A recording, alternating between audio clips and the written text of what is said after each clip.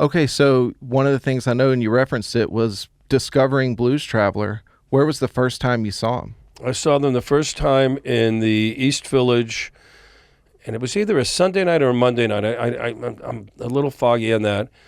A dear friend of mine, Josh Warner, who lived in the West Village down the block from me, who was a music guy and also a photographer and tech guy and still one of my best friends. We were talking on a Saturday night at the Corner Bistro, which was our local bar and hangout. And he said, "You got to come with me tomorrow to see this band." And I went. They didn't start playing till midnight. The place was packed with all these groovy and inspired hippie-like people. And they started playing, and the room just exploded. It was like we were in a spaceship and we had left Earth. And they must have played till about 4 or 5 in the morning. They took a break at one time. Everybody's outside, standing on one of the streets there and, smoking pot and drinking beer. And the camaraderie of everybody there was amazing, just amazing. And those guys are still friends of mine. Sad that we lost Bobby Sheehan, the bass player, some years ago. He was a beautiful cat and a real force of nature and such an important, integral part of that band.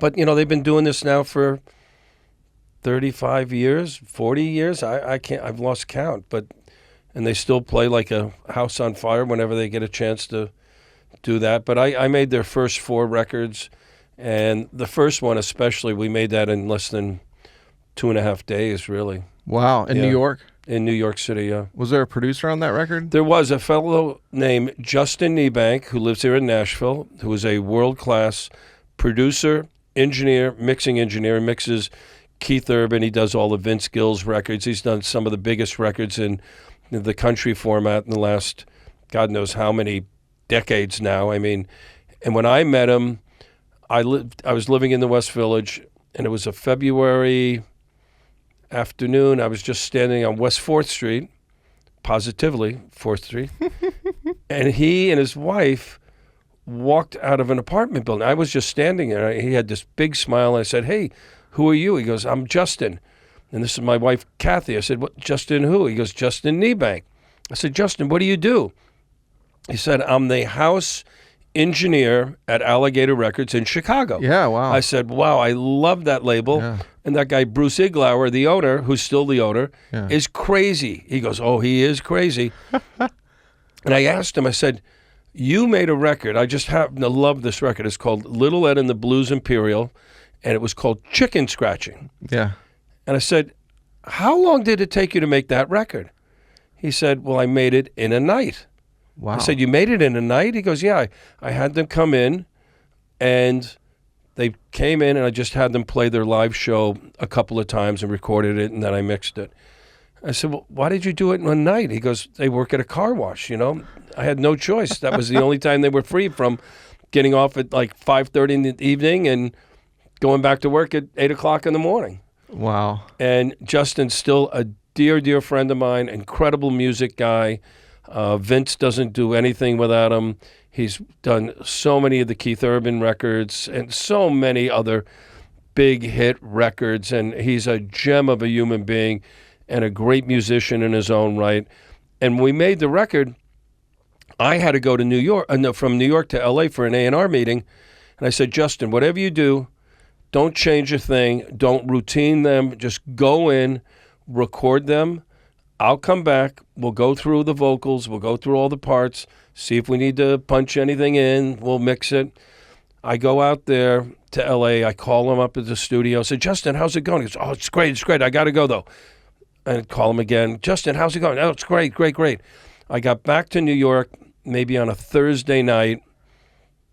I called him up. I said, "I'm back. I can't wait to go to the studio. I can't wait to be with the guys." He goes, "They're gone." I said, "What do you mean they're gone?" He goes, "We're done." I said, "What do you mean you're done?" He goes, "I finished the record last night." I said, "You what?" He goes, "I finished the record. I did it. It's done. It's masked and it's mixed. We're all done." I said, "Well, I guess I'll look forward to seeing it tomorrow. We can listen to a playback, at least, of the record. I felt so brokenhearted because I used to love being in the studio when people were recording and just to see that, the camaraderie and everything that goes on around making record. And you know what that's all about. And I said, well, at least we can master it on Monday with Greg Calby at Sterling. He said, I did that yesterday too.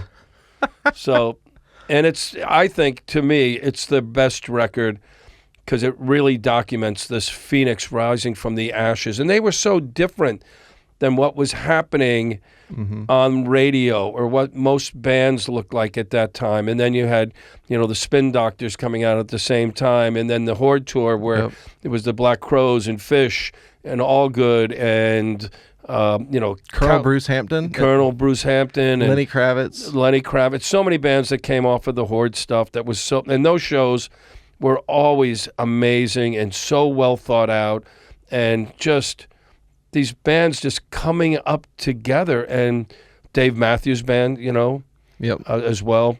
And there's countless others. I know Wilco played on some of those shows Rusted back Root, in the day. Medeski, Martin and Wood. Those guys for sure. I saw the Horde Tour in '94. I was 11 years old. The first one at Jones Beach, they had a bagpipe band, drum and pipe band march in to start the day. It was fucking awesome. Man. And Rod Stewart had some bagpipes, not live, but recorded music the other night, and that really gets me worked up. Oh, golly. Well, there's a lot of things I want to offshoot from there, but since we're on Horde, that and Lollapalooza, people kind of say that laid the template for what the modern festival is. Right. What was your thought, and what was the music industry's thought when the Horde Festival came about? Because it's kind of a jam band thing. I don't know if the music industry cared one way or the other than if you were participating in it or your bands were being exposed in it, specifically Horde I'm talking to. Yeah. But I think, the smart promoters, the smart agents, the smart managers saw that this is going to be a lifestyle circumstance to really capitalize on exposing music. There's no internet, obviously. It was either radio or live, touring and press, word of mouth.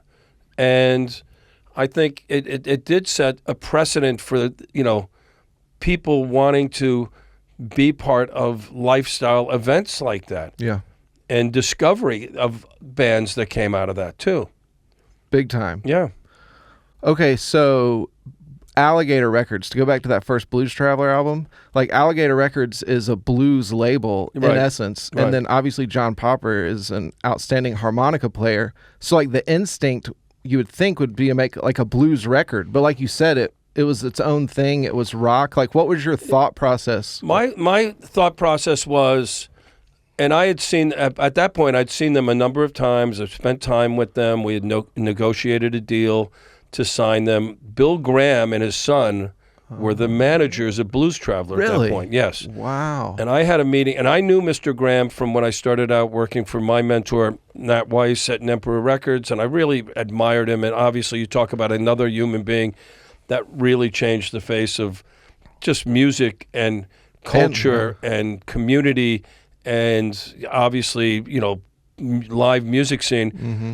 And we had a meeting in the A&M building in New York, which was the Fuller building, which one of the original Art Deco buildings, one of the original skyscrapers. And we were on the 16th floor.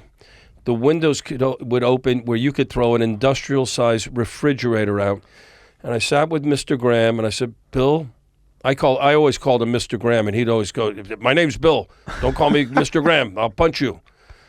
And I loved that man. He was unbelievable and so very kind to me also.